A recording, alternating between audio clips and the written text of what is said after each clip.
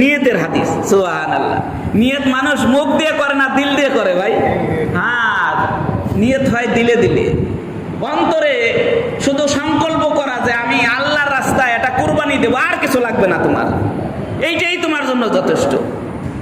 আমরা তো কারো নামে কুরবানি দিই না, নামে কুরবানি দিই হলো আল্লাহর নামে। কোরআনে আয়াত আছে, লা তাকুল মিম্মা লাম ইযকার ইসমুল্লাহি আলাইহি, যেই পশু যেই জন্তু আল্লাহর নামে জব দেওয়া হয় না, ওই জন্তু খাওয়া হারাম তোমাদের জন্য। কোনো প্রতিমার নামে জব করা হারাম, কোনো মনুষ্যের নামে জব করা হারাম, কোনো পীরের নামে জব করা হারাম, কোনো গাছের নামে জব করা হারাম। জব হবে কার নামে ভাই? বিসমিল্লাহি আল্লাহু আকবার। হাতটাকে কেন কোনো ব্যক্তি যদি বলে লা ইলাহা ইল্লাল্লাহ মুহাম্মাদুর রাসূলুল্লাহ, তাও হারাম হয়ে যাবে। আল্লাহ নবীর নামেও কুরবানি হবে না। কুরবানি কার নামে হবে ভাই? আর দিলে থাকবে সংকল্প।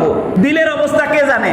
এই জন্য ইমাম বুখারী আনছে ইন্নামাল আমালু বিন্নিয়াত, আল্লাহ তোমার দিল দেখে।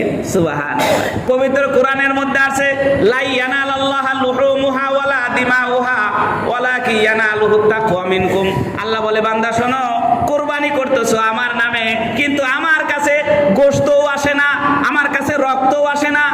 না, আল্লাহ গোশত খাইতে আসে, রক্তও গ্রহণ করে, চামড়া আল্লাহ নেয়, কিছুই না। আল্লাহ বলে, লা ইয়ানালাল্লাহু লুহুমুহা ওয়ালা দিমাউহা, আমার কাছে রক্তও পৌঁছায় না, আমার কাছে গোশতও পৌঁছায় না।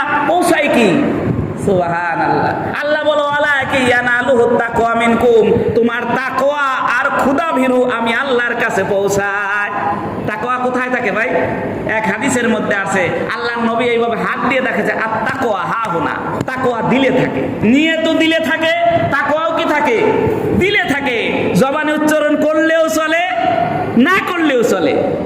বরং আল্লাহর নামের সাথে যদি আরো কারো নাম শরীক করে জব করার সময়, তো এই জন্তু খাওয়া হারাম হয়ে যায়। এই জন্য জন্তু জব হবে কার নামে ভাই? আল্লাহর নামে। শুধু নিয়ত, আমার উপর যেহেতু ওয়াজিব, আমার উপর যেহেতু ফরজ, তা আমরা একটা গরু কিনে নিয়ত করছি যে হ্যাঁ আমরা এটা কোরবানি দেব। কোরবানিতে দেব কার নামে ভাই? আল্লাহর নামে। আমরা গরুতে 7 জন অংশগ্রহণ করতে পারবো, উটে 7 জন অংশগ্রহণ করতে পারবো, মহিষে 7 জন অংশগ্রহণ করতে পারবো, ছাগল, ভেড়া, দুম্বা এক একজন। সুবহানাল্লাহ। এও শরিয়াত আসছে কার থেকে ভাই? নবীর থেকে। আমাদের কোনো বানানো কথা না, আমাদের কোনো বানানো ডিসিশন না, এটা নবী আরো 2000 বছর আগে, 1400 বছর আগে আমাদেরকে বলে দিছে যে এইভাবে কুরবানি করো।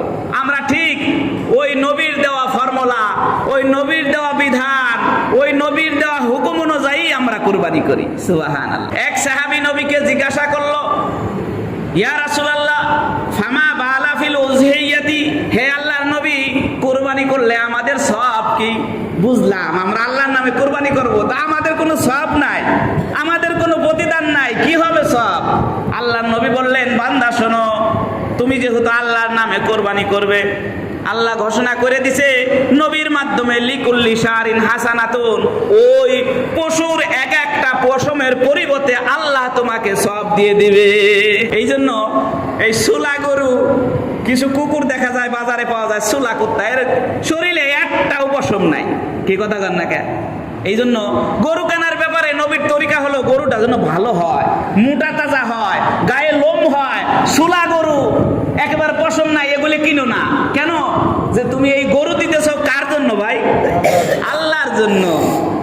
আল্লাহর জন্য দিতেছ, এটা তো তোমার জন্য না। তা আল্লাহর জন্য দিলে এই ভালো জিনিস আল্লাহর জন্য দেওয়া লাগে। কি দেওয়া লাগে? কেন? আল্লাহ তোমার দিল দেখে। এই জন্য আল্লাহ বলে, লা ইয়ানালাল্লাহু লুহুমুহা ওয়ালা দিমাউহা ওয়ালাকিন ইয়ানালুহু তাকওয়া মিনকুম, আমি আল্লাহর কাছে তোমাদের গোশত পৌঁছায় না, তোমাদের রক্ত আমি আল্লাহর কাছে পৌঁছায় না, এর হাড্ডি গুড্ডি কিছুই আল্লাহর কাছে পৌঁছায় না, চামড়াও আল্লাহর কাছে পৌঁছায় না। ওয়ালাকিন ইয়ানালুহু তাকওয়া মিনকুম, তোমাদের ক্ষুধা ভীরু, তোমাদের নিয়ত আর তোমাদের তাকওয়া আমি রবের কাছে পৌঁছায়। ইতিপূর্বে আদম আলাইহিস সালামের সন্তানরা খাইতে পারে নাই, কুরবানি রাখছে পাহাড়ের চূড়ায়, একটা আগুন আইসে, বাআসাল্লাহু নারান, আল্লাহ আগুন পাঠাইছে, এই আগুনটা আইসে কুরবানির যন্ত্রটা গ্রাস করে নিছে, তার মানে খায়া ফেলছে, ওইটারে পুরাই দিছে। তাহলে কি এর দ্বারা বান্দা উপকৃত হইতে পারছে? পারে নাই। আগুন এসে কোরবানির যন্ত্রটারে জ্বালাই দিছে, আগুন এসে এইটারে পুরায় ছাই করে দিছে, এর দ্বারা বান্দার কোনো উপকার হয়?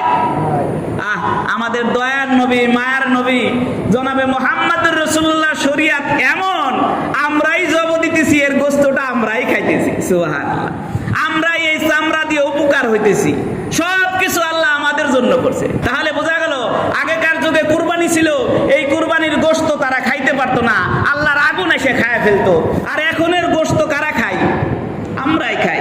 কিন্তু বান্দা, নবীর একটা তরিকা আছে, তোমার যদি গোশত খাওয়ার জন্য তুমি কুরবানি দাও, তাহলে তুমি সব পাবা না। চিন্তা করা যায়, গোশত তো তুমিই খাবা না অন্যরা খাবে? হ্যাঁ, এই গোশতের মধ্যে আবার 3টে ভাগও নবী করে দিছে। কয় ভাগ ভাই? যার যার ভাগ যদি তারে তারে দিই, তাহলে কোনো সমস্যা নাই। এই কুরবানির গোশত 3 ভাগ করা সুন্নাত। কয় ভাগ? 1 ভাগ নিজে রাখবো, এতে তো আমি কুরবানি দিতেছি, আমার ফ্যামিলির জন্য তো দরকার আছে। 1 ভাগ এটা আমি রেখে দিলাম, এটা আমি 1 দিন বইরে খাইতে পারি, 2 দিন বইরে খাইতে পারি, আরো বেশি রাখেও খাইতে পারি, বছর বইরেও খাইতে পারি, এর কোনো গুনাহ হবে না। 2য় ভাগ আমি আত্মীয় স্বজনরে দেবো। আমার শ্বশুর বাড়ি আছে না, আমার বোনের বাড়ি আছে না, আমার চাচার বাড়ি আছে না, আমার ভাইয়ের বাড়ি আছে না, তাহলে আমার ভাগ থেকে কিন্তু ইসলাম দিতে বলে নাই। হ্যাঁ, দিলে তো আলহামদুলিল্লাহ, ভালো কথা, দাও, পুরাটা দিলেই তোমার ঠেকায় কি? কিন্তু বিধান তো আছে। নবী এমন একটা তরিকা তোমাদেরকে বলে দিল যে তোমার ভাগ থেকে না দিলেও তোমার ভাই গোশত পাবে, তোমার ভাগ থেকে না দিলেও তোমার চাচা গোশত পাবে, তোমার ভাগ থেকে না দিলেও তোমার শ্বশুর বাড়ি গোশত পাবে, তোমার ভাগ থেকে না দিলেও তোমার বোনের বাড়ি গোশত পাবে। সুবহানাল্লাহ। তাহলে 1 ভাগ আমি নিজে রাখবো, 1 ভাগ অংশ, 1 ভাগ আমি আমার আত্মীয় স্বজনকে দেবো। আত্মীয় স্বজন বলতে যা বোঝেন আপনারা। আর 1 ভাগ গরিব মিসকিনকে দেব। সুবহানাল্লাহ। এই সমাজে এখনো 80% মানুষ কুরবানি দিতে পারে না। এই জন্যই আল্লাহ নবী বলছে সবাই কুরবানি দিতে পারবে না, সবাই কুরবানির সামর্থ্যও রাখবে না। তাহলে গরিব মিসকিন তার আনন্দ কি হবে? আল্লাহ নবী বলেন লিকুল্লি কওমিন ঈদুন, প্রত্যেক জাতির আনন্দ উৎসব আছে। গরিব যদি কুরবানি দিতে না পারে, সে যদি মুরগি কিনে খায়, তাহলে তার আনন্দটা মাটি হয়ে গেল না। আপনি গরু জব দিলেন, গরু জব দিয়ে আপনি আপনার সন্তান, আপনার আত্মীয় স্বজন নিয়ে খাইলেন, গরিব পাইল না, তাহলে গরিবের মনটা খারাপ থাকবে কিনা ভাই?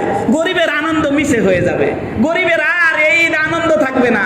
এই জন্য আল্লাহর নবী বলছে না, এইখানে গরিবেরও একটা অংশ আছে। যদি 50 জন হয়, এই 20 কেজি গোশত 50 জনরে সমহারে ভাগ ভাগ করে পৌঁছাই দাও। সুবহানাল্লাহ। তাহলে আমরা এই কুরবানির ভাগ কয়টা করবো ভাই? 3টে ভাগ করব। 1 ভাগ নিজে রাখবো, 1 ভাগ আত্মীয় স্বজন। এমনও তো আছে অনেক ফ্যামিলিতে বোনের সাথে কথাবার্তা হয় না, বোনের সাথে একটু মনোমালিন্য, বড় ভাইয়ের সাথে মনোমালিন্য, এরকম আছে না অনেক ফ্যামিলিতে। তাই এই একটা সুযোগ আইছে, বড় ভাইয়ের বাড়ি 2 কেজি গোশত দিয়ে আপনার ছেলেরে পাঠাই দেন, অথবা বড় ভাইরে আগেই ফোন দিয়ে বলেন যে ভাই আমি তো বাসায় কোরবানি দিতেছি, আপনি কিন্তু থাকেন। একটা সুযোগ এসে গেল না, ভাইয়ের সাথে আমার একটা মিলন মেলা, ভাইয়ের সাথে আমার একটা সম্পর্ক করার সুযোগ আসলো না। বোনের সাথে অনেকদিন যে কোনো বিষয় নিয়ে কথাবার্তা হয় না, ছেলেরে দিয়ে 2 কেজি গোশত দিয়ে বোনের বাসায় পাঠাই দেন। আবার বোনেও কুরবানি করছে, এইবার মনে আরে ভাই পাঠাইলো তা আমিও পাঠাই। এইভাবেই তো আনন্দ আমরা ভাগাভাগি করে নিই। আল্লাহ তাআলা আমাদেরকে আমাদের এই কুরবানি সবার মধ্যে এরকম ভাগাভাগি করে আনন্দ নেওয়ার তৌফিক দান করুক। আমিন।